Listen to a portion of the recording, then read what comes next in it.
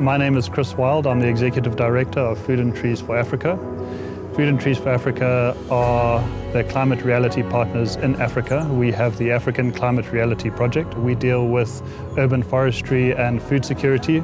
So we educate basically everyone that we can with regard to those two things. And we are changing the landscape of South Africa, particularly with townships. And we hope that everyone goes to sleep with a healthy, nutritious meal.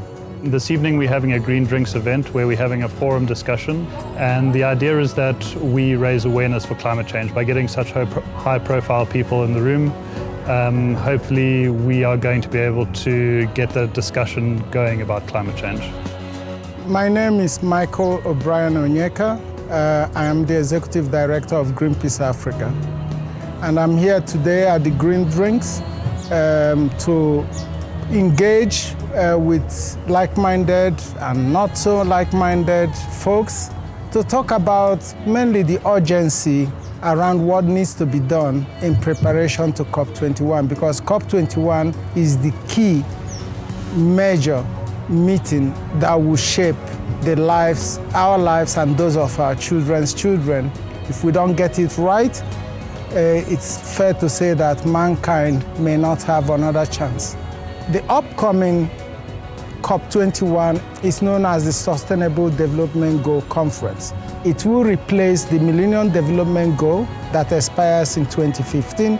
And for the next decade or two, we need to put in place a new set of goals, this time looking at it from a sustainable angle. And it will be the first time there will be a real convergence of development goals and environmental goals. Together, that makes it a sustainable development goal. All countries are expected to agree to a fair, ambitious, and binding agreement that will take us off the suicidal trajectory that we are currently on, where we are seeing increases in greenhouse gas emission, and we need to cut that in order to avert more than 2 degrees increase in temperature for the next millennium. And if we don't get that right, it's fair to say that mankind would have lost the only chance it has to pull back from the precipice of this suicidal pathway. At this COP21, we're trying to achieve 40% renewables.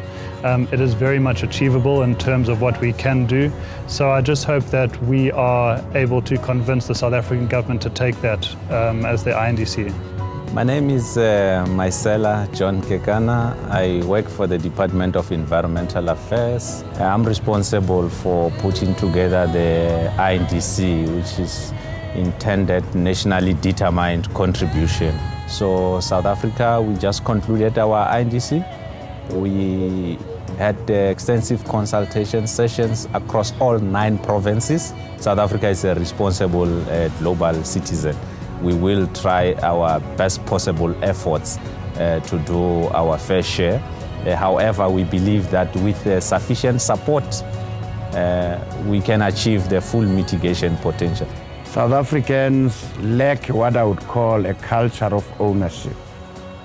We need to educate South Africans about preserving the environment and also showcase the rest of the world that we are serious. After all, this is one of the best countries in the world. All of us individually will need to cut down on our consumption, recycle, reuse. We are using up the resources of the planet as if we have 2 planets. We need to change the way we live and develop new ambitious sustainable goals that will cut down on climate change, mitigate on greenhouse gas emission, and at the same time put in place effective, fair, and equitable sustainable development principles and goals to bring on board majority of humanity.